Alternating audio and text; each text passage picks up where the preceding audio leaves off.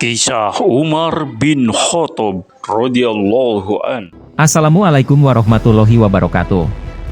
Sahabat MZIN yang berbahagia, selamat berjumpa kembali di channel MZIN yang mengungkap fakta dan sejarah dari kisah sang Khalifah Umar bin Khattab. Semoga sahabat MZIN dalam keadaan sehat walafiat, rizki yang berlimpah, dan segala hajat menjadi terkabul, amin ya robbal alamin. Sahabat MZIN yang berbahagia, pada kisah sebelumnya disebutkan bahwa pasca kematian Abu Ubaid dan penggantinya, pasukan muslimin mengalami kekacauan, dan kondisinya sangat kritis. Saat itulah Musanna langsung mengambil alih kepemimpinannya untuk mundur. Musanna berupaya melindungi kaum muslimin hingga kaum muslimin berhasil menyeberangi sungai seluruhnya. Hingga akhirnya Musanna mengatur strategi perang kembali untuk melawan Persia. Setelah tiba waktunya untuk melakukan pertempuran dengan pasukan Persia, Musanna pun mengatur strategi bagaimana mengalahkan pasukan Persia. Dengan meminta bantuan kepada dua orang Nasrani untuk melakukan kerjasama melakukan penyerangan terhadap komandan pasukan Persia setelah Musanna melakukan penyerangan. Hingga akhirnya komandannya terbunuh dan pasukan Persia kocar-kacir dan terus diburu hingga hari dua malam berturut. Dalam perang ini kaum muslimin menang besar, karena harta rampasannya benar-benar berlimpah. Di sisi lain kaum atas kekalahan Persia berdampak ketakutan jika bertemu dengan pasukan muslim. Pada pembahasan kali ini adalah pembebasan Damsyik dan Yordania. Akankah pasukan kaum muslimin mengalami kemenangan? Jangan kemana-mana, simak terus kisah Umar bin Khattab agar sahabat MZIN tetap mendapatkan wawasan tentang kisah Umar bin Khattab dalam menghadapi pembebasan Damsyik dan pembersihan Yordania. Sahabat MZIN yang berbahagia, inilah kisahnya. Pembebasan Damsyik dan pembersihan Yordania. Barangkali kita masih ingat bahwa tatkala Abu Bakar bermaksud membebaskan Syam, ia meminta bantuan semua orang Arab dengan mengerahkan 4 brigade ke sana. Yang pertama di bawah pimpinan Abu Ubaidah bin Jarrah, yang kedua di bawah Ikrimah bin Abi Jahl, yang ketiga di bawah Yazid bin Abi Sufyan dan yang keempat di bawah Amr bin As. Setiap brigade dikhususkan untuk menyerang satu daerah di Syam. Kalau berkumpul, maka sebagai panglimanya atas mereka semua adalah Abu Ubaidah. Semua pasukan ini sudah menghadapi perlawanan dan kekuatan pihak Romawi, sehingga memaksa mereka bersepakat akan berkumpul di tepi sungai Yarmouk.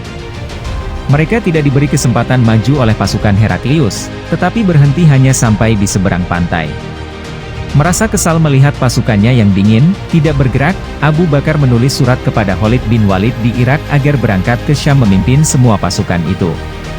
Sesampainya di Syam, ia tinggal selama sebulan lagi di pantai Yarmouk tanpa berhadapan dengan pasukan Romawi. Sesudah Abu Bakar wafat dan Umar naik sebagai Amirul Mukminin keadaannya dalam pemerintahannya ia mengutus Mahmiyad bin Zanim dan Syaddad bin Aus mengantarkan surat kepada Abu Ubaidah mengenai pemecatan Khalid dari pimpinan angkatan bersenjata dan menyerahkannya kepada Abu Ubaidah seperti sebelum keberangkatannya dari Irak ke Syam. Khalid dipecat dari pimpinan militer. Sementara Mahmiyad bin Zanim dan Syaddad bin Aus sedang dalam perjalanan ke Syam membawa surat Umar mengenai pemecatan Khalid. Khalid sendiri sedang mengatur strategi untuk menghadapi dan menghancurkan pasukan Romawi. Dia sudah tahu bahwa pihak Romawi sedang bersiap-siap hendak menghadapinya. Maka disusunnya pasukannya ke dalam beberapa batalion, seperti yang biasa dilakukan orang Arab sebelum itu, sebab yang terlihat tak ada yang lebih besar dari itu. Keesokan harinya ia bergerak dan bertemu dengan pasukan Romawi. Pasukan Romawi dapat dihancurkan dan segala impiannya ingin bertahan terus di Syam berakhir sudah. Ada pula sumber yang menyebutkan bahwa kedua utusan Umar yang membawa surat tentang pemecatan Khalid itu sampai di Syam pagi hari ketika sedang terjadi pertempuran yang menentukan itu, dan mereka menyampaikan surat Amirul Mukminin itu kepada Abu Ubaidah tanpa mengumumkan isinya sebelum pertempuran selesai. Sesudah jelas kemenangan ada di pihak pasukan muslimin, Khalid diberitahu dan disiarkan kepada semua pasukan. Barulah ia memegang pimpinan menggantikan posisi Khalid. Sumber-sumber lain menyebutkan bahwa selepas pertempuran pun Abu Ubaidah tidak mengumumkan isi itu. Ia berangkat ke Damsyik di bawah pimpinan Khalid. Baru setelah selesai semua dan diadakan perdamaian dengan yang bersangkutan, surat Amirul Mukminin tersebut diumumkan. Ada juga beberapa sumber yang tidak sama dalam melansir peristiwa-peristiwa ini, dengan menyebutkan bahwa Umar memerintahkan pemecatan Khalid dari segala jabatan dalam militer serta diadilinya ia mengenai hal-hal yang dialamatkan kepadanya dan dimintai pertanggungjawabannya. Yang lebih dapat diterima menurut hemat saya, begitu Abu Ubaidah menerima berita ia tidak segera mengumumkan pemecatan Khalid, baik waktu pagi sedang dalam pertempuran di Yarmouk, atau sesudah Khalid mendapat kemenangan. Ia merahasiakan berita itu selama beberapa hari sementara ia sedang mencari jalan apa yang harus dilakukannya dan bagaimana cara mengumumkan. Dalam pada itu orang sudah tahu bahwa Abu Bakar sudah wafat dan Umar yang kini menggantikan kedudukannya. Mereka saling berbeda pendapat, ada yang tidak senang dengan kepemimpinan Umar, ada juga yang dari kalangan Madinah sendiri. Setelah itu mereka tenang kembali dan menerima kenyataan, setelah diketahui bahwa hal itu sesuai dengan pesan Abu Bakar. Khalid memang sudah memperkirakan bahwa Umar tidak senang ia menjadi panglima pasukan di Syam, dan dia pada stafnya yang terdekat, atau barangkali juga kepada Abu Ubaidah sendiri. Saat itulah ia diberitahu oleh Abu Ubaidah. Tetapi dia tidak marah. Bahwa pimpinan angkatan perang itu akan dipegang oleh Abu Ubaidah diterimanya dengan patuh. Begitu juga dulu, Abu Ubaidah dengan patuh menerima penunjukan Abu Bakar agar ia berada di bawah pimpinan Khalid ketika Abu Bakar memerintahkan Khalid berangkat dari Irak ke Syam. Orang pun tidak marah kepada Umar serta tindakannya memecat Khalid, karena mereka sudah tahu tentang posisi kedua orang itu sejak terjadinya peristiwa Malik bin Nuwairah dulu. Demikianlah perombakan dalam pimpinan militer itu selesai sesudah pertempuran yang dimenangkan oleh Khalid secara gemilang. Tidak ada pengaruh apapun dalam kesatuan umat Islam dan pasukannya yang mungkin akan membawa akibat yang patut dikhawatirkan. Inilah yang lebih dapat saya terima, yang saya simpulkan dari pelbagai sumber. Abu Ubaidah sudah menulis surat kepada Umar memberitahukan kemenangan di Yarmouk dalam menghadapi pasukan Romawi, dengan mengirimkan 1/5 hasil rampasan perang, dan menyebutkan bahwa dia telah mengangkat Bashir bin Sa'd bin Ubay al-Himyari untuk Yarmouk. Dan dia sendiri berangkat ke Marj as-Sufar hendak mengejar sisa-sisa tentara musuh yang kalah yang masih berserakan dan berkumpul di Fil Pela. Dia mendapat berita bahwa Heraklius dari Hims tempat kediamannya mengirimkan bala bantuan angkatan perangnya ke Damsyik. Tidak tahu dia akan memulai dengan Damsyik atau dengan Fil di Yordania. Begitu menerima dan membaca surat Abu Ubaidah, Umar segera membalasnya, mulailah dengan Damsyik dan perjuangkanlah, karena kota ini benteng Syam dan jantung kerajaannya. Alihkanlah perhatian Fil dari Anda dengan pasukan berkuda di hadapan mereka. Jika Allah memberi kemenangan sebelum Damsyik, itulah yang kita harapkan. Kalau kemenangan di sana tertunda sampai Allah memberi kemenangan di Damsyik, biarlah yang merebut Damsyik turun ke sana. Anda sendiri serta para perwira meneruskan perjalanan hingga dapat menyerang Fil. Jika Allah memberi kemenangan kepada kalian, berangkatlah bersama Khalid ke Hims, Emesa atau Horns, dan tempatkanlah Syurahbil dan Amr di Yordan dan Palestina. Begitu surat Umar diterima, Abu Ubaidah mengirim 10 perwira ke Fil dipimpin oleh Abu Al-Awar As-Sulami. Dia sendiri dan Khalid bin Walid dengan kekuatan pasukan yang besar berangkat menuju Damsyik. Pihak Romawi yang berlindung di Fil, sementara pengaruh Yarmouk serta bekas ketakutan yang masih membayang di wajah mereka, terasa sekali mencekam, melihat pasukan muslimin sedang menuju ke daerah mereka, cepat-cepat mereka melepaskan air Danau Tabariyah, Tiberias, dan sungai Yordania ke tanah tak akan mungkin dapat dilalui pihak lawan. Pasukan muslimin marah atas perbuatan musuhnya itu, terkepung berhenti di hadapan mereka, tak dapat maju di daratan berlumpur. Sementara mereka masih dalam keadaan demikian, saudara-saudara mereka sudah berhasil membebaskan Damsyik. Dengan demikian mereka dapat memberikan bala bantuan kepada mereka dengan kekuatan pasukan. Pasukan muslimin sekarang bertambah kuat dan tambah berani. Perjalanan Abu Ubaidah dan Khalid ke Damsyik. Tidak heran pasukan muslimin dapat membebaskan Damsyik dengan benteng-bentengnya yang begitu kukuh, ditambah pula dengan pasukan Romawi yang begitu besar dikirimkan oleh Heraklius. Dulu ketika Allah memberikan kemenangan kepada pasukan muslimin di Yarmouk, mereka berjalan di tanah dengan air yang sedang mengalir. Tetapi kesuburan dan lahan perkebunan yang ada tidak melebihi tempat-tempat subur yang ada di Madinah dan sekitarnya. Godaannya pun tidak sebesar delta di Irak. Tatkala mereka dalam perjalanan dari Wakusah di Yarmouk ke Damsyik mereka melihat keindahan yang begitu memukau. Mereka melihat tanah-tanah Balko, di selatan dengan lapangan rumput hijau yang membentang luas sejauh mata memandang, di sebelah utara terlihat tanah rumput gembala di dataran Golan, suatu pemandangan yang sungguh indah dan subur. Mereka juga melihat lahan-lahan pertanian gandum dan jawawut setelah menyela di antara padang rumput gembala itu, diselang-seling oleh pelbagai macam pepohonan, ada yang berbuah ada pula yang tidak, ada yang semerbak menyebarkan harumnya ke lingkungan sekitar.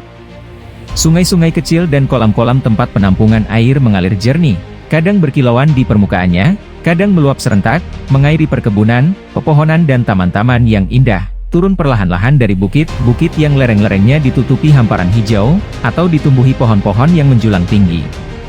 Dataran-dataran tinggi itu tampak jelas seperti bukit barisan di tengah-tengah wadi yang kadang membentang panjang dan kadang bergelombang naik turun.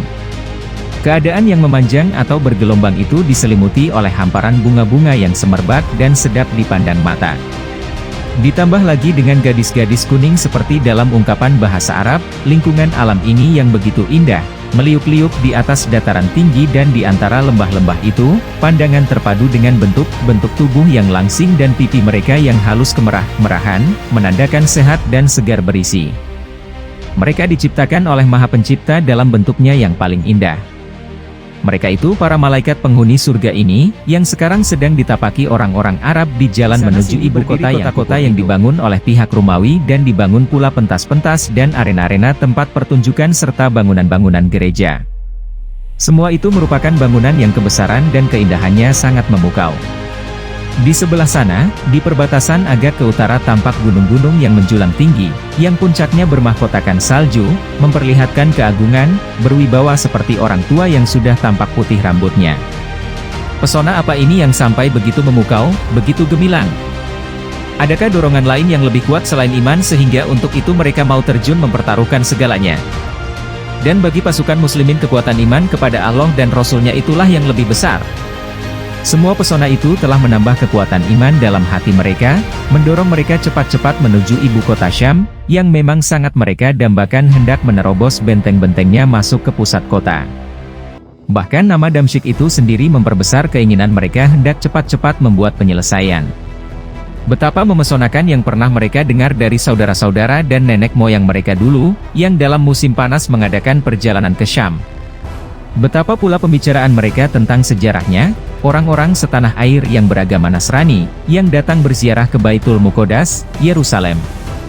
Kemudian mereka pergi ke tempat bersemayamnya Raja di Syam, merasakan nikmatnya peradaban di sana, membeli barang-barang hadiah yang tak ada taranya di kota suci di Palestina itu. Orang-orang Nasrani menceritakan sejarah negeri itu kepada mereka. Hasrat mereka ingin tahu makin besar, ingin menyaksikan dan menikmati taman-tamannya yang harum, air yang mengalir di sela-sela keteduhan yang rimbun serta buah-buahannya yang lezat, dengan segala keindahannya sekarang, lebih-lebih di masa silam. Damsyik termasuk salah satu kota tua di dunia kalaupun tidak akan dikatakan yang tertua. Beberapa abad silam tempat ini menjadi pusat penyembahan yang besar kaum pagan. Setelah datang agama Kristen, tempat ibadah pagan itu dijadikan gereja untuk pengikut-pengikut Al-Masih. Keagungan dan keindahannya tak ada yang dapat menandingi selain gereja Antakya, Antioch, tempat ibadah Kristen terbesar di Syam, di samping bangunan-bangunan yang didirikan oleh kerajaan Romawi, yang keagungan dan kemegahannya melebihi semua yang dapat ditangkap mata orang-orang Arab dalam perjalanan mereka ke sana itu. Bagaimana pasukan muslimin tidak ingin secepatnya sampai ke sana? Apalagi yang masih menyaksikannya bahwa mereka harus menguasainya setelah mereka dapat mengalahkan pasukan Romawi di Yarmuk, dan puluhan ribu prajurit habis terbantai di medan perang atau tersungkur hancur di jurang Wakusah. Pasukan yang berjaya hampir tidak mendapat perlawanan yang berarti. Dalam perang ini pihak Romawi tak dapat berlindung seperti pasukan Persia yang berlindung di sungai-sungai dan mengalirnya air yang saling bersambung di Furat dan Tigris, sebab di Syam tak ada sungai semacam itu. Juga di pihak Romawi tak ada yang mau terjun bertempur mati-matian seperti pasukan Persia, karena bagi Persia Irak besar sekali artinya. Sedang Madain yang menjadi ibu kota para Kisra terletak di pantai sungai Furat, sungai yang terbesar. Kebalikannya Syam yang merupakan wilayah kekuasaan Romawi, ibu kotanya Konstantinopel jauh dari Baitul Muqaddas dan dari Damsyik. Pihak yang mempertahankan pun tak mempunyai semangat keagamaan yang bersedia mati demi Baitul Muqaddas. Sebelum itu Persia sudah pernah mengalahkan Romawi dan menguasai gereja Hari Kiamat dan gereja Buayan. Dalam menghadapi perubahan yang menimpa para penguasa itu tidak ada yang menggerakkan hati penduduk negeri yang akan mengorbankan nyawa membela rumah-rumah ibadah itu. Kalau Heraklius sudah memukul mundur Persia dan merebut kembali Palestina, kekuasaan para pejabatnya di sana rata-rata tidak lebih baik dan tidak lebih lunak daripada kekuasaan Persia. Oleh karena itu sandaran Heraklius di negeri-negeri ini hanya kota-kota yang sudah diperkuat dengan benteng-benteng, seperti Damsyik, Hims dan Antakya, Antioch, dengan mengandalkan pada benteng-benteng dan kuatnya pertahanan. Pasukan muslimin sudah sampai di Al-Ghutah, daerah subur selatan Damsyik, dan mereka maju dengan semangat yang makin tinggi. Mata mereka beradu pada dataran luas tempat berdirinya kota-kota penting dan yang tertua, yang seolah sebidang tanah surga yang dibawa turun oleh malaikat dari langit ke bumi, sungai-sungai yang mengalir, mata air yang memancar deras, pohon-pohon yang rindang, kebun-kebun anggur, tin, zaitun dan taman yang penuh bahagia.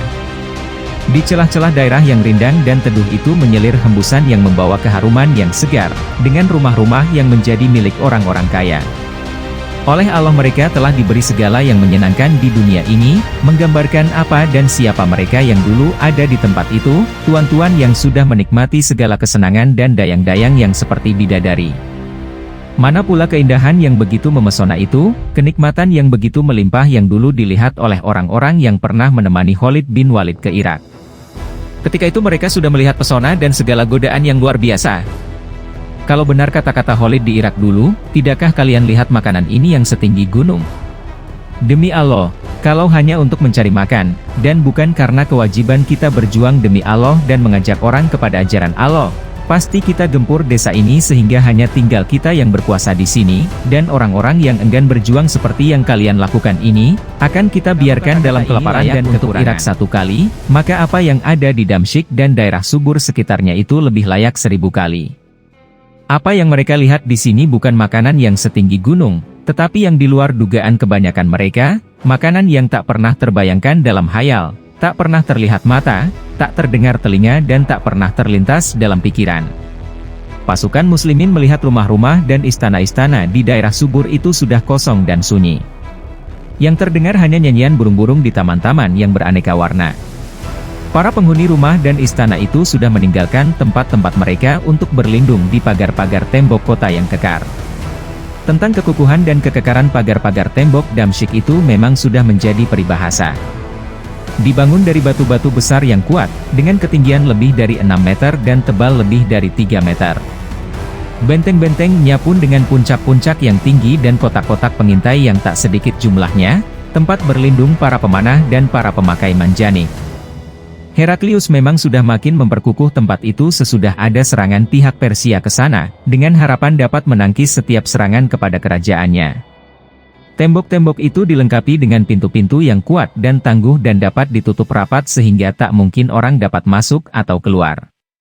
Di sekeliling tembok dipasang pula parit-parit dengan lebar lebih dari 3 meter, dialirkan ke dalamnya air sungai Barada. Dengan demikian seluruh Damsyik itu sudah merupakan sebuah benteng dengan menara-menara di setiap penjuru. Tak mungkin ada penyerang yang dapat menerobos kecuali sesudah diadakan pengepungan lama yang akan membuat penghuninya menjadi lemah, kehilangan semangat dan memaksa mereka menyerah. Abu Ubaidah sudah memperkirakan untuk menyerbu kota yang kukuh ini memerlukan pengepungan yang cukup lama. Maka diperintahkannya pasukannya membuka dan menempati gereja-gereja dan rumah-rumah daerah subur sekitar Damsyik itu. Diperkirakannya juga bahwa Heraklius sudah mengirim pasukan dari Hims atau Palestina untuk mengepung kekuatannya yang di sekitar Damsyik di antara benteng-benteng kota dengan kekuatan pasukan Romawi. Abu Ubaidah memerintahkan Zulkula, Al-Himyari menempatkan markasnya di suatu tempat antara Damsyik dengan Hims, sedang Al-Omah bin Hakim dan Masruq Al-Aki diperintahkan bermarkas di antara Damsyik dengan Palestina. Setelah merasa puas dengan strateginya itu, para perwira dan pasukannya diperintahkan maju untuk mengepung ibu kota, sebagai persiapan untuk melancarkan serangan. Ia juga menunjukkan pintu mana yang harus menjadi bagian mereka masing-masing. Dia sendiri turun di gerbang Al-Jabiyah, Amr bin As di gerbang Tauma, Syurahbil bin Hasanah di gerbang Al-Faradis dan Yazid bin Abi Sufyan di gerbang Kisan, sedang Khalid bin Walid di gerbang itu ada sebuah biara bernama Biara Saliba, yang oleh Khalid dijadikan tempat tinggalnya, dan kemudian disebut Biara Khalid.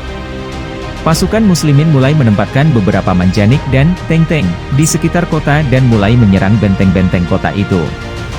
Tetapi benteng-benteng itu rupanya begitu kukuh sehingga dapat bertahan dari peralatan Arab dan segala macamnya yang masih bersahaja, dan anggota-anggota pasukan yang digunakan pun belum begitu terlatih untuk menghadapi cara-cara pengepungan demikian. Oleh karenanya, setiap serangan mendapat perlawanan dan pengawal-pengawal, tank, manjanik dipukul mundur dengan panah dan tombak.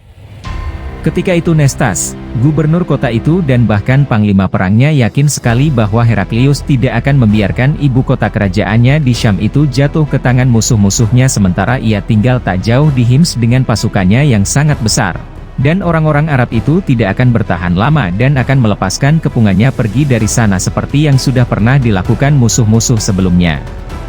Keyakinan ini memperpanjang perlawanan mereka, dan pasukan muslimin tidak pula dapat menembus kota. Sebenarnya Heraklius tidak menyalahi dugaan mereka. Dari Hims sudah dikirimnya beberapa pasukan sebagai bala bantuan ke Damsyik. Tetapi dalam perjalanan angkatan bersenjata ini dihadang oleh Sulkula, dan oleh pasukan berkuda dari Yaman, maka terjadilah pertempuran sengit antara keduanya. Pasukan Romawi mundur kembali membawa kekalahan ke Hims. Mengetahui hal ini Nestas dan Bahan merasa gelisah sejenak, tetapi kemudian mereka kembali yakin akan kemampuan Damsyik untuk mengadakan perlawanan. Tak lama lagi musim akan dingin sekali, dan Arab anak-anak Sahara yang panas itu tidak akan tahan, dan akan kembali pulang ke kota mereka. Tetapi keyakinan mereka tidak mengurangi hasrat mereka mengirim utusan kepada Heraklius meminta bala bantuan dipercepat, khawatir pengepungan itu masih akan lama dan semangat mereka akan lemah. Heraklius membalas bahwa ia akan mengirim bala bantuan dan menanamkan semangat kepada pasukannya agar tetap tabah mengadakan perlawanan. Surat Heraklius itu membangkitkan semangat mereka dan mereka akan tabah menghadapi dan mengadakan perlawanan terhadap serangan pasukan muslimin, kendati mereka tidak akan menanggung risiko keluar dari pagar-pagar tembok kota untuk menghadapi pihak yang telah mengalahkan dan menghancurkan pasukan Romawi di Yarmouk dulu. Perlawanan mereka cukup lama dan pasukan muslimin pun tidak kurang pula lamanya mengepung mereka, ada yang mengatakan 70 hari, ada juga yang mengatakan 4 bulan, yang lain mengatakan 6 bulan. Selama waktu itu pasukan muslimin terus memperketat pengepungannya. Sia-sia mereka menunggu datangnya bala bantuan kaisar yang begitu lama. Musim dingin pun berlalu dan sekarang datang musim semi. Pasukan muslimin masih tidak beranjak dari sudah merasa makin lemah dan semangat mereka terasa makin dingin. Harapan mereka sudah buyar akan memperoleh bala bantuan dari kaisar dan mengusir pasukan musuh. Mereka mulai berpikir hendak mengadakan pembicaraan dan perdamaian dengan pihak muslimin. Penaklukan Damsyik dengan kekerasan atau dengan jalan damai? Pasukan muslimin akhirnya memasuki kota dan mengadakan perdamaian dengan mereka. Bagaimana mereka masuk? Dengan jalan kekerasan? Atau pihak Damsyik membukakan pintu-pintu gerbang? Siapa dari pihak muslimin yang mengadakan perjanjian perdamaian, dan dengan cara apa diadakan? Di sini sumber-sumber masih saling berlawanan, malah masih kacau. Sumber yang lebih terkenal menyebutkan bahwa Khalid bin Walid yang tinggal di gerbang As-Syarqi tidak tidur dan tidak membuat orang tidur. Ia mempunyai mata-mata yang tajam sehingga segala apa yang terjadi di Damsyik tak ada yang terlewat. Suatu hari ia menerima laporan bahwa seorang panglima tinggi di kota itu mendapat anak. Karena gembiranya ia mengadakan pesta dan prajurit-prajurit pun ikut makan dan minum sehingga mereka lupa akan tugas mereka. Khalid sudah pula menyiapkan tali temali dalam bentuk tangga dan lasso.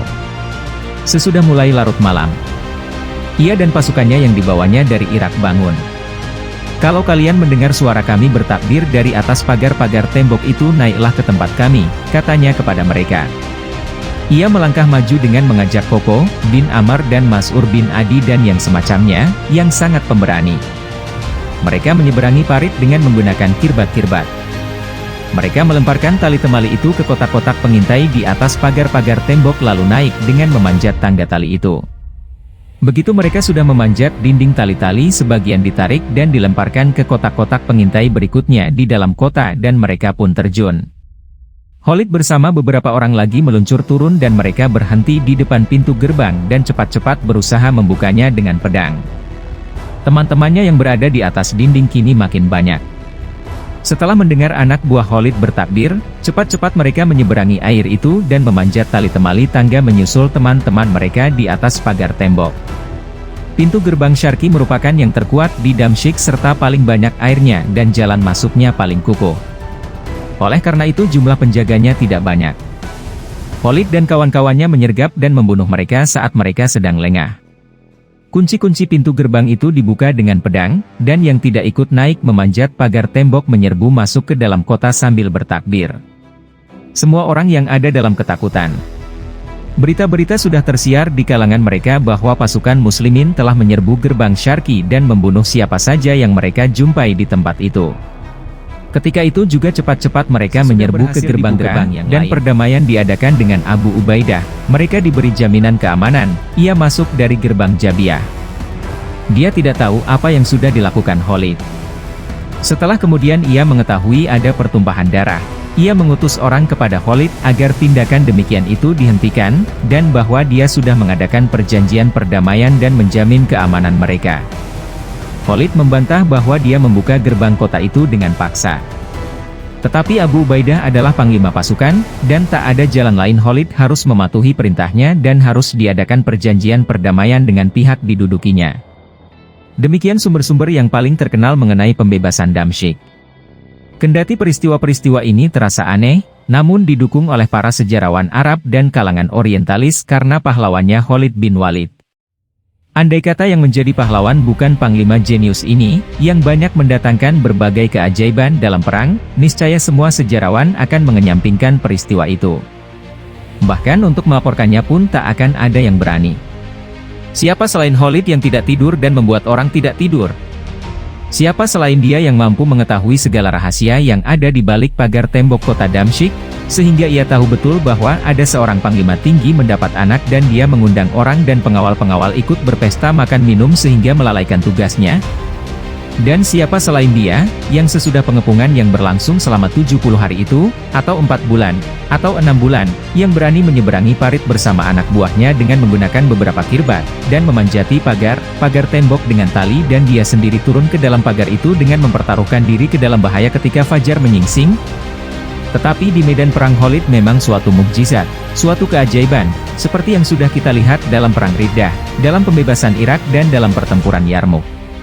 Tidak heran jika ini merupakan salah satu mukjizat yang telah memberikan keunggulan dan kemenangan dalam setiap pertempuran yang dihadapinya, sehingga ada kalangan sejarawan Arab dan orientalis yang mendukungnya. Tetapi dukungan ini tidak bebas dari kritik dan kecaman orang. Mereka mengutip sumber-sumber lain yang lebih wajar dalam hal seperti peristiwa Damsyik ini. Misalnya, sumber-sumber yang menyebutkan bahwa Abu Ubaidah dengan pasukannya menyerang gerbang Jabiah dan dibuka dengan kekerasan, sementara Khalid yang mengadakan persetujuan damai dengan pihak kota di gerbang Syarqi. Setelah kedua panglima itu bertemu di dalam kota Damsyik, perdamaian yang diadakan oleh Khalid itu diterima oleh Abu Ubaidah dan diperlakukan untuk seluruh kota. Sebenarnya sumber ini tidak berbeda dengan sumber yang pertama, kecuali yang berkenaan dengan mukjizat-mukjizat Khalid, seperti dia sudah mengetahui Panglima Romawi yang mengadakan pesta dan pengaruhnya terhadap para pengawal, memanjat pagar tembok dan tentang tali temali. Mukjizat itu tidak disebut-sebut, dan katanya Khalid yang membuka gerbang Syarqi dengan kekerasan dan Abu Ubaidah yang mengadakan persetujuan dengan pihak gerbang Jabiah lalu terjadi perdamaian di seluruh kota, tentu kedua sumber itu tetap sejalan. Artinya bahwa panglima-panglima muslimin mengetahui bahwa pengepungan itu melemahkan mereka yang terkepung, lalu mereka sepakat menyerang semua gerbang kota. Sesudah pihak Damsyik melihat serangan pasukan muslimin, terjadi perselisihan apa yang akan mereka perbuat. Lalu sebagian mereka membuka pintu-pintu gerbang itu dan yang sebagian lagi kemudian. Lalu panglima yang berikutnya membuka gerbang itu dengan paksa. Dengan demikian ada pasukan muslimin yang masuk dengan cara damai, dan ada pula yang menyerbu tanpa menemui perlawanan. Maka terjadilah kemudian persetujuan damai untuk seluruh kota. Perbedaan pendapat tentang perdamaian Damsyik. Gambaran ini saling mendukung kedua sumber itu, dan sumber-sumber yang berbeda tentang pembebasan Damsyik tidak lagi saling bertentangan. Di antara sumber-sumber itu ada yang menyebutkan bahwa uskup kota Damsyik beberapa kali berada di pagar berbicara dengan Khalid bin Walid. Suatu hari ia berkata kepada Khalid, "Abu Sulaiman, soal kalian sudah di ambang pintu, tetapi ada perjanjian saya dengan Anda. Maka adakanlah perdamaian dengan saya mengenai kota ini." Khalid setuju. Khalid meminta tinta dan kertas lalu menulis, "Bismillahirrohmanirrohim." Inilah yang dibuat Khalid untuk penduduk Damsyik bila mana ia sudah memasuki kota. Keamanan mereka dijamin, jiwa mereka, harta benda, gereja-gereja dan pagar-pagar tembok kota mereka. Tak boleh merusak atau menempati bangunan-bangunan mereka. Dalam hal ini mereka memperoleh janji Allah dan jaminan Rasulullah serta para khalifah dan orang-orang beriman. Jangan sampai mereka mendapat gangguan bila mana mereka sudah membayar jizyah. Sesudah menyebutkan tentang surat ini oleh Al-Balazuri ditambahkan, bahwa pada suatu malam uskup itu mengungkapkan kepada Khalid bahwa kota ini sekarang sedang dalam hari raya dan penduduk sedang sibuk. Ia meminta disediakan sebuah tangga, maka dibawakan 2 buah tangga. Beberapa orang pasukan muslimin menaiki tangga itu ke atas pagar tembok, lalu turun di sebuah gerbang yang hanya ada 1 atau 2 orang. Mereka saling membantu dan gerbang dibuka saat matahari terbit. Dalam pada itu Abu Ubaidah di bagian samping sudah memasuki gerbang Jabiyah dengan cara kekerasan. Uskup itu menunjukkan kepadanya surat Khalid. Beberapa kalangan muslimin mengatakan, pimpinan bukan di tangan Khalid, ia tidak layak mengadakan perdamaian. Maka Abu Ubaidah berkata, perlindungan yang sudah diberikan oleh salah seorang dari muslimin kepada mereka, tak dapat bahwa setelah pengepungan berjalan begitu lama dan keadaan makin terasa berat bagi penduduk Damsyik, diam-diam mereka menghubungi pihak muslimin untuk mengadakan perdamaian. Pihak muslimin bertahan agar diadakan bagi rata, yakni segala yang ada di Damsyik separuh untuk mereka. Pihak Damsyik maju mundur untuk menerima tawaran ini. Karena garnisun kota itu tak mampu mempertahankan diri dan melindungi penduduk, maka tak ada jalan lain kecuali menyerah. Setelah mengirim utusan kepada Abu Ubaidah dan ia menjamin keamanan kota, mereka membukakan pintu-pintu gerbang itu. Abu Ubaidah bersama para perwira dan angkatan bersenjatanya memasuki kota tanpa pertempuran. Sebagian orientalis mengatakan bahwa untuk mempertahankan kota Damsyik penanggung jawabnya sudah putus asa. Kota itu mereka tinggalkan. Sekarang penduduknya yang mengambil keputusan untuk menyerah dan mereka membukakan kota itu untuk pasukan muslimin. Sesudah memasuki kota dan keadaan sudah stabil, Abu Ubaidah mengadakan persetujuan dengan mereka. Demikian beberapa sumber yang beraneka macam mengenai pembebasan Damsyik. Kalangan sejarawan sepakat, di samping adanya perbedaan-perbedaan bahwa mereka memasuki kota secara damai, bukan dengan kekerasan. Ini memperkuat apa yang sudah kita sebutkan di atas, bahwa karena lamanya pengepungan dan mereka putus asa menunggu bala bantuan dari Heraklius, pihak Damsyik lalu meminta damai, dengan adanya perbedaan mengenai syarat-syaratnya. Karena pasukan muslimin bermaksud hendak menyerbu tembok-tembok kota, pihak Damsyik segera membukakan pintu-pintu gerbang itu. Barangkali ada di antara pintu-pintu yang kemudian dibuka dengan paksa. Kemudian diadakan perundingan dan berakhir dengan perdamaian. Sebelum menyinggung soal syarat-syarat perdamaian ini bersama Abu Ubaidah, Khalid bin Walid dan rekan-rekannya, kita ingin melintasi tembok-tembok Damsyik itu. Kita menengok sebentar bersama mereka ke sela-sela kota yang padat ini, dengan sejarahnya yang beraneka macam dan indah, dan selama dalam perjalanan ini melihat-lihat selayang pandang apa yang ada di dalamnya. Kita melihat selintas karena hubungannya erat sekali dengan syarat-syarat perdamaian itu. Di atas sudah saya singgung betapa indahnya jalan yang menuju ke Damsyik dari Yarmuk dan tentang keindahan daerah subur sekitar kota itu. Kotanya sendiri sebenarnya melebihi keindahan dan kemegahan semua ini. Sejak dahulu kala kota ini merupakan tempat pertemuan niaga timur dan barat. Oleh karenanya ia menjadi kota yang paling padat penduduknya dan paling kaya, dibelah oleh sebuah jalan lurus yang menghubungkan barat dengan timur, membentang dari gerbang Jabiyah ke gerbang Syarqi. Di kanan kirinya berdiri toko-toko, orang Arab sendiri tak pernah melihat yang semacam itu di negerinya, juga di Irak tak pernah mereka lihat. Di tengah-tengah kota itu mengalir sungai Barada dengan airnya yang mengalir deras dan jernih. Di sekitarnya berdiri pula istana-istana yang megah dengan taman-taman beraneka warna diselang-seling oleh air mancur yang mencuat tinggi. Alangkah banyaknya di kota Damsyik gereja yang indah sekali, yang merupakan bangunan-bangunan Romawi dengan kemegahan yang beraneka rupa. Jumlahnya 15 buah, yang terbesar gereja Santo Yohana Pembaptis, Saint John the Baptist. Pihak Romawi membangun gereja ini sebagai tempat pemujaan orang-orang pagan sebelum mereka menganut agama Kristen. Sesudah menjadi penganut agama Kristen, tempat ini dijadikan pusat kebaktian mereka kepada Yesus dan ibunya perawan Maria. Di sekitar gereja-gereja, istana-istana dan toko-toko itu, seperti sudah menjadi kebiasaan orang-orang dibangun pula gedung-gedung teater, tempat-tempat pemandian dan lapangan olahraga. Alangkah hebatnya semua ini di mata orang-orang Arab yang lewat di tempat itu. mereka belum pernah menyaksikan kemegahan dan keagungan serupa itu. Alangkah bedanya dengan yang pernah mereka lihat di sana dan di Hiro. Mana pula jika dibandingkan dengan Hoarnak dan Sadir, dua istana Anenumen bin Al-Munzir bin Ma'asama. Coba kita lihat, syarat-syarat perdamaian apa yang ditetapkan dengan adanya kekayaan yang begitu besar itu, keindahan yang begitu cemerlang. Adakah mereka lalu ditelanjangi dari semua itu dan tidak diberi bagian? Atau membiarkan mereka mendapat bagian yang lebih kecil? Sumber-sumber itu tidak sama mengenai hal ini, seperti halnya dengan pembebasan Damsyik. Menurut sumber Al-Balazuri, perdamaian itu berlangsung seperti yang terdapat dalam surat Khalid bin Walid kepada Uskup Damsyik, seperti yang sudah kita kutip di atas, pihak muslimin hanya mendapat jizyah tanpa yang lain, yang dipungut sebagai imbalan atas keamanan yang diberikan kepada penduduk kota, meliputi jiwa, harta benda, bangunan-bangunan, gereja-gereja dan tembok-tembok kota.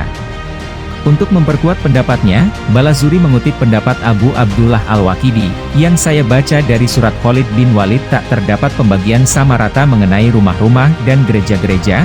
Al-Waqidi menambahkan, bahwa pasukan muslimin tinggal dan menetap di rumah-rumah di Damsyik itu karena pemiliknya meninggalkan kota setelah diduduki. Mereka bergabung dengan Heraklius ketika tinggal di Antakya dan rumah-rumah tak bertuan itu ditempati oleh pasukan muslimin. Bahwa persetujuan Damsyik itu atas dasar pembagian bersama mengenai dinar dan harta tak bergerak serta jizyah 1 dinar per kepala. Ibn Katsir menafsirkan pembagian bersama harta dan barang tak bergerak itu karena sebagian kota dibebaskan dengan kekerasan dan seharusnya menjadi milik muslimin semua. Dan sebagian lagi yang dibebaskan dengan jalan damai harus dikenakan jizyah saja. Oleh karena itu pasukan muslimin mengambil separuh dari gereja-gereja, rumah-rumah dan harta yang ada di kota atas dasar dibebaskan dengan kekerasan, dan yang harus membayar jizyah atas dasar dibebaskan dengan jalan damai. Mereka yang menentukan pembagian bersama mengenai gereja, rumah-rumah dan harta benda itu menyebutkan bahwa pihak muslimin mengambil 7 buah gereja dari 14 gereja yang ada di Damsyik, dan gereja besar, gereja Santo Yohana Pembaptis dibagi 2, separuh untuk kaum Nasrani untuk melaksanakan kebaktian dan membaca Bible, yang separuh lagi dijadikan masjid untuk muslimin membaca Quran serta berzikir dan di bagian atasnya untuk menyerukan azan. Pembagian ini berjalan selama lebih kurang 30 tahun. Dalam pada itu Muawiyah bin Abi Sufyan menuntut, kemudian Abdul Malik juga menuntut agar sebagian dari gereja itu ditambahkan untuk masjid. Kendati untuk itu ditawarkan uang yang tidak sedikit, pihak gereja menolak dengan alasan mereka berpegang pada nas perjanjian yang sudah disepakati bersama ketika pembebasan Damsyik. Setelah naik Walid bin Abdul Malik sebagai penguasa, diulanginya lagi permintaan itu kepada pihak Nasrani seperti dulu, dan akan diberi ganti rugi yang cukup besar jumlahnya. Tetapi seperti dulu juga, sekali ini pun mereka tetap menolak. Kemudian mereka diancam bangunan itu akan dirobohkan kalau tawaran itu ditolak. Setelah ditakut-takuti dengan datangnya kemurkaan Allah, mereka tidak juga merasa takut, maka bagian itu dihancurkan dan dimasukkan ke bagian masjid. Setelah yang naik sebagai khalifah kemudian Umar bin Abdul Aziz, pihak Nasrani mengadukan perbuatan Walid terhadap gereja mereka itu kepadanya. Khalifah menulis surat kepada wakilnya dengan perintah agar gereja tersebut dikembalikan kepada mereka, seperti semula. Ulama fikih dan penduduk muslimin di Damsyik tidak senang dengan perintah Umar itu dan mereka berkata, akan merobohkan masjid kami setelah kami sholat dan azan di tempat itu dan dikembalikan menjadi gereja. Mereka menawarkan kepada pihak Kristen akan memberikan gereja-gereja yang ada di daerah subur sekitar Damsyik yang mereka ambil dengan kekerasan dan jatuh ke tangan pasukan muslimin, dengan syarat tidak lagi menuntut gereja Santo Yohana. Mereka setuju. Umar bin Abdul Aziz pun menyetujui. Kalau persetujuan Damsyik bukan atas dasar pembagian bersama, tentu sebagian gereja Yohana tidak akan dijadikan masjid. Muawiyah dan Abdul Malik tidak akan menuntut memasukkan sisanya yang masih di tangan kaum Nasrani ke dalam gereja itu dan pihak Nasrani tidak akan mengadukan hal itu kepada Umar bin Abdul Aziz. Demikian dikatakan oleh mereka yang berpendapat bahwa perjanjian Damsyik itu atas dasar pembagian bersama, dan tidak terbatas hanya pada jizyah. Sebaliknya mereka yang berbeda pendapat mengatakan, bahwa dalam persetujuan Khalid itu gereja Yohana tidak dibagi-bagi dan tidak ada gereja-gereja, rumah-rumah dan harta yang dibagi-bagi. Yang diputuskan dalam perjanjian ini hanya jizyah. Muawiyah bin Abi Sufyan dan Abdul Malik bin Marwan menuntut agar gereja itu dijadikan masjid baru sesudah Damsyik menjadi ibu kota kedaulatan Islam dan sesudah jumlah kaum muslimin melebihi jumlah penduduk Kristen dan pemerintahan berada di tangan Amirul Mukminin. Kalaupun pihak Kristen menolak permintaan mereka dan gereja dibiarkan seperti apa adanya, itu menunjukkan tentang adanya toleransi Islam serta menghormati perjanjian perdamaian meskipun keadaan sudah berubah. Damsyik yang Romawi Kristen sudah menjadi Arab Islam. Maka sejalan dengan perubahan itulah kemudian Walid bin Abdul Malik bertindak seperti itu. Dengan adanya perkembangan ini pihak Nasrani pada zaman Umar bin Abdul Aziz setuju gereja tersebut dijadikan masjid untuk kaum muslimin, dan mengambil kembali gereja-gereja di daerah Subur Gutah di luar tembok ibu kota. Kita lebih cenderung memperkuat pendapat yang terakhir ini. Bagaimanapun inilah pendapat mayoritas, berurutan dan narasumbernya juga terbanyak. Kalangan sejarawan memang berbeda pendapat mengenai pembagian bersama tersebut, tetapi semua mereka sepakat bahwa persetujuan itu menentukan pengenaan jizyah kepada penduduk Damsyik sebagai imbalan bagi hak-hak mereka, kebebasan beragama dan melindungi kota dan harta mereka. Jumlah jizyah itu per kepala 1 dinar, gandum, minyak dan cukai dalam jumlah tertentu. Ini di luar pajak yang biasa dibayar oleh penduduk Damsyik kepada penguasa Romawi. Yang demikian ini tetap berlaku, mereka akan membayarnya kepada siapa saja yang memerintah, termasuk pemerintahan muslimin. Abu Ubaidah menyampaikan persetujuan perdamaian itu kepada Umar bin Khattab. Umar kemudian menulis surat kepadanya agar diadakan perubahan, jizyah harus dibedakan menurut tingkatnya. Kepada yang kaya 4 dinar per kepala dan yang di bawahnya 40 dirham. Konon tingkatan itu disesuaikan menurut kadar kekayaannya, ada yang kurang dari itu, ada yang menengah dan ada juga yang lebih di bawah. Kemudian penghasilan muslimin berupa gandum, minyak, lemak dan madu ditentukan. Itulah jumlah minimum sehubungan dengan jizyah dalam persetujuan Damsyik, dan demikian juga yang dikatakan mengenai pembagian bersama. Atas dasar persetujuan yang adil sesudah pengepungan yang memakan waktu lama itu, pasukan muslimin sudah mantap di ibu kota Syam itu dan pendudukan Heraklius pun berakhir, sedang warga yang fanatik kepada Romawi keluar. Politik muslimin menjalankan administrasinya sesuai dengan kebijakan yang digariskan oleh Abu Bakar sebelumnya, ketika ia mengirim Khalid bin Walid untuk membebaskan Irak, administrasi kota itu diserahkan kepada pihak Damsyik sendiri. Pemerintahan itu dijalankan seperti yang digambarkan oleh Khalid dalam kata-katanya kepada beberapa penduduk Irak, "Kalau kamu orang-orang Arab, apa yang membuat kamu memusuhi Arab? Dan kalau kamu orang-orang Persia, apa yang membuat kamu membenci keadilan?" Setelah keadaan pihak muslimin di kota yang indah itu kembali tenang, mulailah mereka memikirkan kewajiban mereka terhadap agama dan tanah air. Tentu wajar saja jika yang pertama-tama dipikirkannya mengenai siapa pasukan muslimin yang akan menggantikannya di Fihl di Yordania itu, dan apa pula yang harus dilakukannya setelah mematahkan kekuatan Romawi di sana. Tetapi surat Umar supaya dia mengubah jumlah minimum jizyah masih menyangkut beberapa masalah yang harus segera dilaksanakan, di antaranya yang harus diprioritaskan, mengembalikan kekuatan pasukan yang ditinggalkan Khalid bin Walid ke Irak, dengan Khalid supaya tetap di Syam. Di antara pesan Abu Bakar kepada Umar saat ia menggantikannya, katanya, "Jika Allah memberikan kemenangan, dalam menghadapi penguasa-penguasa Syam tariklah kembali pasukan Khalid ke Irak, karena mereka penduduk sana dan para penguasa di sana. Mereka sudah terlatih dan berani menghadapi musuh. Sekarang Allah telah membebaskan Damsyik di tangan Abu Ubaidah." Di samping itu pasukan muslimin di Irak dalam berperang melawan pasukan Persia menghadapi pelbagai kesulitan. Mereka amat memerlukan bala bantuan. Kekuatan yang dipisahkan dari Irak ke Syam merupakan bala bantuan yang tidak dapat dipandang kecil. Di dalamnya terdapat pahlawan-pahlawan tanggung yang telah menggoncangkan dan digoncang perang, dan dalam setiap pertempuran yang dimasukinya sahamnya tidak sedikit. Oleh karena itu Abu Ubaidah mengangkat Hashim bin Utbah untuk memimpin pasukan Irak didampingi oleh Al-Kaka bin Amr dan yang semacamnya yang nekat dan berani, dan menggantikan mereka yang sudah gugur di medan perang Syam dengan pasukan yang jumlah dan kekuatannya seimbang dengan pasukan yang datang dari Irak. Mereka semua berangkat ke markas Musanna di Zukar yang berbatasan dengan daerah pedalaman di jalan padat yang biasa dilalui kafilah untuk menghindari jalan yang penuh risiko yang dulu pernah dilalui Khalid tatkala ia datang ke Syam untuk memberikan pelajaran kepada Romawi. Tak pernah terlintas dalam pikiran Hashim bin Utbah atau para perwiranya dan pasukannya selama dalam perjalanan mengarungi Sahara itu, bahwa mereka maju ke Irak untuk bersama-sama dengan pasukan muslimin yang dipimpin oleh Sa'ad bin Abi Waqqas. Ia lalu menghadapi pertempuran sangat menentukan melawan pasukan Persia yang membuka jalan ke Madain dan jantung Persia, pertempuran muslimin. Kita tinggalkan mereka sekarang dalam perjalanan mereka itu. Kita kembali menemani Abu Ubaidah di Syam, dan sebentar lagi kita akan kembali menyaksikan mereka dalam pertempuran dahsyat yang melumatkan pasukan Kisra, menggantikan kekuasaannya dan membuka lembaran-lembaran baru yang amat cemerlang dalam sejarah. Abu Ubaidah sudah merasa lega dengan adanya pasukan muslimin di Damsyik. Pikirannya sekarang tertuju pada siapa yang akan menggantikannya dalam pasukan muslimin di Fil, Yordania. Sebagian perwiranya sudah dipacu oleh semangat kemenangan. Mereka mengusulkan untuk melanjutkan perjalanan dari Damsyik ke Hims. Selama pengepungan Damsyik, Heraklius tinggal di kota ini.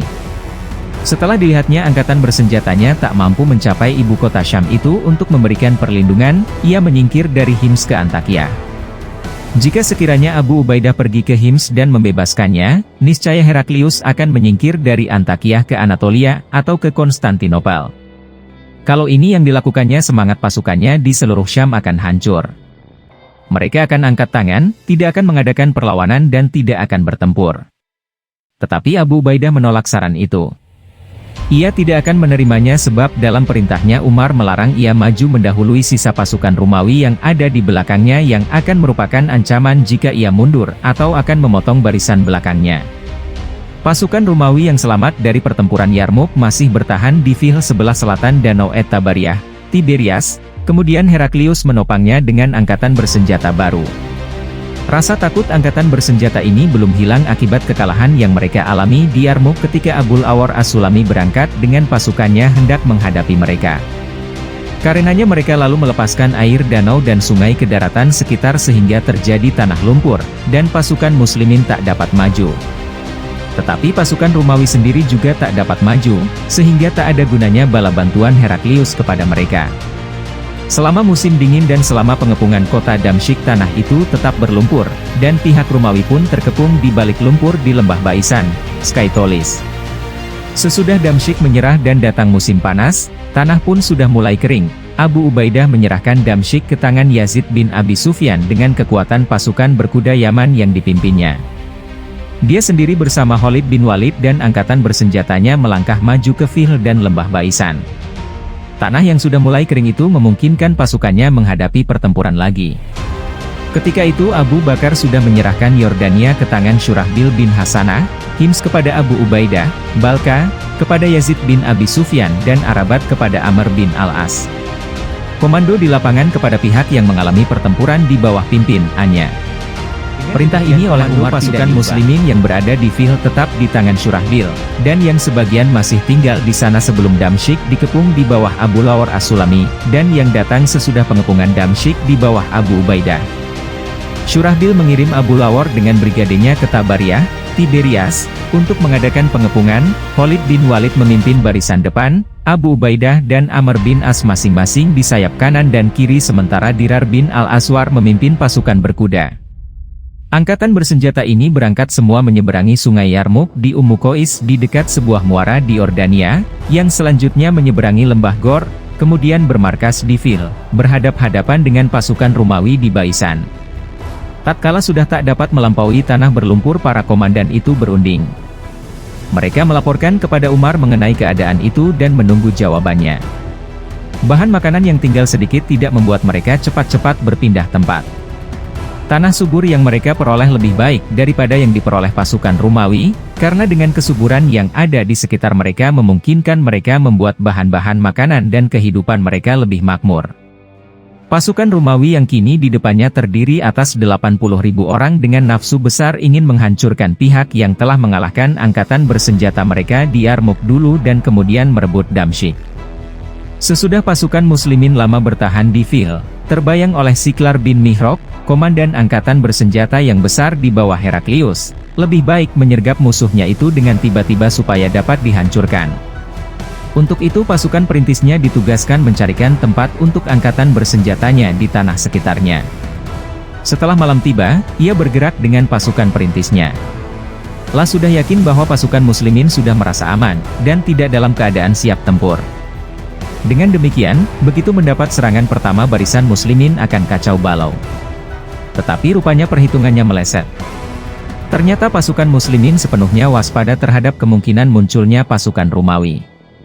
Malam mau tidur dan bangun tidur Syurahbil selalu siap siaga. Sergapan Siklar dan pasukannya itu disambut dengan gempuran yang luar biasa hebatnya. Pihak Romawi pun nekat mati-matian bertempur. Pertempuran ini berlangsung lama semalam suntuk dan bersambung ke hari berikutnya sampai malamnya lagi. Peranan Khalid bin Walid dan Dirar bin Aswar waktu itu mengingatkan pasukan muslimin pada peperangan dan pertempuran-pertempuran sebelumnya. Sesudah gelap malam pasukan Romawi tampak kepayahan, barisannya centang perenang. Mereka berlarian dalam kebingungan setelah melihat apa yang telah menimpa Siklar dan para perwiranya. Tak adakah tempat berlindung bagi angkatan bersenjata yang sudah kalah ini dalam pelarian mereka atau rencana pertahanan yang akan dapat menampung mereka? Tidak ada. Kekalahan dan kebingungan mereka itu mengantarkan mereka ke dalam lumpur. Pasukan muslimin terus mengejar mereka. Semula dikira sengaja mereka demikian, tetapi ternyata mereka memang dalam kekacauan dan kebingungan, tak dapat melangkah maju atau mundur, juga tak dapat melarikan diri. Pasukan muslimin menggempur mereka dengan panah, sehingga mereka tersungkur, berjatuhan ke dalam lumpur dan tidak sedikit dari mereka yang terbunuh. Dari 80.000 itu tak ada yang lolos kecuali sisa-sisa yang terpencar-pencar. Kemenangan yang diperoleh pasukan muslimin sangat meyakinkan dan cukup memuaskan. Rampasan perang yang mereka peroleh juga tidak sedikit, yang kemudian dibagi-bagikan di antara mereka. Mereka merasa puas bahwa Allah telah memberi kemenangan. Abu Ubaidah menulis laporan kepada Amirul Mukminin di Madinah memberitahukan mengenai kemenangan itu, dan bahwa dia bersama Khalid bin Walid sudah akan berangkat ke Hims. Dengan pertolongan Allah itu iman pasukan muslimin makin kuat ketika mereka melihat bagaimana Allah menentukan sesuatu yang pada mulanya tidak mereka sukai. Mereka tidak senang melihat tanah yang berlumpur karena itu merintangi mereka untuk berhadapan dengan musuh. Apa yang tidak mereka senangi ternyata menolong mereka dan membuat musuh yang terkepung akhirnya hancur berantakan.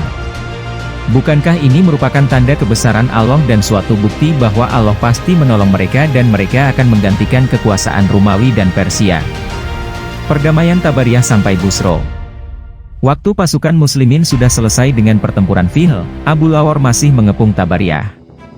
Syurahbil keluar dari Fihl bersama Amr bin As dan pasukannya menuju Baisan, Skytolis, untuk mengadakan pengepungan. Tetapi pihak Baisan di setiap tempat sudah memperkuat diri dan berusaha hendak membendung pasukan muslimin. Mereka melakukan itu karena sudah tahu bahwa Khalid bin Walid dan Abu Ubaidah sudah kembali ke Damsyik dan akan mengadakan perjalanan dengan pasukannya ke Hims, bahwa Abu Lawar masih mengepung Tabariyah dan bahwa kekuatan pasukan muslimin terbagi-bagi di beberapa tempat di Syam. Angkatan bersenjata yang masih tinggal di sana untuk mengepung mereka bukan tidak bisa dibendung. Tetapi perlawanan mereka tidak lama dan sebentar lagi mereka akan terpaksa menyerah dan menerima perdamaian seperti perdamaian Damsyik. Soalnya, secara moral keadaan mereka sudah amat lemah karena nasib yang menimpa mereka di Yarmuk, kemudian di Damsyik dan Fihl. Di samping itu penduduk Syam tidak begitu memusuhi pasukan muslimin dalam arti mau membantu pihak Romawi dalam mengadakan perlawanan. Pihak Romawi memerintah mereka dengan kekerasan dan tangan besi sehingga tak ada yang mau mendukungnya atau mengharapkan tetap bertahan. Penduduk Syam sendiri terdiri dari kabilah-kabilah Arab dan Nasrani. Sudah lama ikatan serumpun dan ikatan seagama bersaing di antara mereka. Mereka orang-orang Arab, seperti kaum muslimin, dan juga kaum Nasrani, seperti orang-orang Yus serta kepengecutan istananya dan kekalahan perwira-perwiranya. Sebagian mereka berpihak kepada orang-orang Arab Muslim dan ditunjukkannya kepada mereka titik-titik kelemahan Romawi, di samping kemenangan yang begitu berkilauan menyilaukan mata mereka dan membuat orang begitu kagum kepada pemenangnya dan ikut bergabung kepadanya. Pengalaman pihak Tabariyah, Tiberias, juga sama dengan yang dialami oleh pihak Baisan. Meminta kepada Abu Lawar untuk berdamai dengan Syurahbil. Maka mereka pun dipertemukan dengan panglima itu lalu diadakan persetujuan perdamaian seperti yang dilakukan dengan pihak Baisan menurut perdamaian Damsyik, yakni membagi 2 rumah-rumah di kota-kota dan sekitarnya dengan kaum muslimin dan yang separuh lagi buat mereka. Membayar jizyah per tahun 1 dinar tiap kepala dan sejumlah tertentu hasil gandum menurut kadar tertentu tanahnya. Demikian juga Asri'at, Darra atau Edrei, Aman, Jarasi, Ma'ab, Moab, dan Busra, Bostra, mengikuti cara-cara di atas dan mengadakan persetujuan perdamaian seperti dengan mereka dulu. Demikian juga dengan Yordania, Hauran sampai ke pedalamannya. Dan penguasa muslimin yang membangun pasukan di kota-kota setuju menyerahkan kepengurusan administrasinya kepada warga setempat, dengan syarat administrasi itu harus dilaksanakan secara adil dan tidak berat sebelah. Menghadapi ancaman perang Qadisiyah. Sekarang apakah kita akan mengikuti Abu Ubaidah bin Jarrah dan Khalid bin Walid dalam perjalanan ke Hims? Ataukah mengikuti Hashim bin Utbah dan Koko bin Amr dan pasukan Irak untuk melihat bagaimana ketentuan Allah yang berlaku terhadap Musana dan anak buahnya yang tinggal bersama dia, dan kita menyaksikan Qadisiyah bersama Sa'ad bin Abi Waqqas? Dengan kata lain, kita akan mengikuti angkatan bersenjata muslimin dalam membebaskan Syam hingga Allah memberi kemenangan di seluruh Syam, atau akan berpindah ke Irak mengikuti berita-beritanya sampai pembebasannya selesai. Ada ahli sejarah yang berpihak pada yang pertama, yang sebagian lagi memilih yang kedua. Dalam hal ini kita akan lebih cenderung mengikuti yang kedua dan kita akan berpindah ke Irak, supaya kawasan kedaulatan Islam berada di bawah mata kita dan mengikutinya secara utuh. Kita akan melihat di depan mata kita sendiri terkuak sedikit demi sedikit, ke timur dan ke barat. Ini lebih tepat buat kita menilai perjuangan muslimin yang mula-mula dulu dalam menghadapi dua raksasa sekaligus, Persia dan Romawi, juga lebih cocok untuk mengetahui politik Umar, untuk mengetahui bagaimana ia menghadapi peristiwa-peristiwa besar yang datang bertubi-tubi itu, bagaimana pula ia memikul beban pemerintahan di Madinah dan di seluruh semenanjung Arab untuk menambah ketentraman hidup bagi orang-orang Arab itu dan semangat pembebasan yang telah melimpahkan kekayaan Persia dan Romawi kepada mereka, hal yang tak pernah terlintas dalam pikiran mereka dalam zaman manapun sepanjang sejarah Irak bersama Hashim bin Utbah dan kawan-kawannya. Di sini kita perlu merenung sejenak, seperti yang kita sebutkan dalam biografi Abu Bakar tentang adanya perbedaan kalangan sejarawan sekitar urutan sejarah mengenai peristiwa-peristiwa pembebasan di Syam. Kita sudah melihat segala peristiwa dalam bab itu bahwa ketika Abu Bakar wafat pasukan muslimin sedang berada di Yarmouk, dan bahwa pasukan muslimin mendapat kemenangan di Yarmouk pada masa pemerintahan Umar. Yakni ketika datang berita ke Syam tentang meninggalnya Abu Bakar dan pemecatan Khalid bin Walid dari pimpinan angkatan bersenjata serta penyerahannya kepada Abu Ubaidah bin Jarrah, bahwa sesudah itu atas perintah Umar mereka berangkat ke Damsyik, mengepungnya lalu membebaskannya. Kemudian sesudah perdamaian Damsyik mereka kembali ke Yordania untuk mengadakan pembersihan lalu mengadakan persetujuan dengan pihak Yordan seperti yang dibuat dengan Damsyik. Ini menurut sumber-sumber At-Tabari, Ibnu Khaldun, Ibnu Asir, Ibnu Katsir dan mereka yang sejalan dengan pendapat ini. Tetapi Azdi, Waqidi dan Balazuri berbeda pendapat dengan Tabari mengenai urutan peristiwa-peristiwa dalam pembebasan Syam itu. Mereka mengatakan bahwa peristiwa-peristiwa Ajnadain, Damsyik dan yang lain sebelum Perang Yarmouk, dan yang lain berpendapat bahwa Perang Yarmouk adalah yang terakhir di Syam. Memang sulit sekali kita mengambil keputusan yang tepat mengenai adanya perbedaan-perbedaan ini.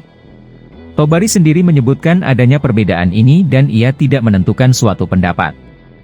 Misalnya ia mengatakan, Muhammad bin Ishaq berkata, pembebasan Damsyik tahun 14 bulan Rajab. Pertempuran Fil sebelum Damsyik, tetapi mereka berada di Damsyik sebagai pasukan yang meninggalkan komandannya di Fil dan mereka dibuntuti oleh pasukan muslimin, kendati pertempuran Fil itu terjadi tahun 13 bulan Zulkaidah.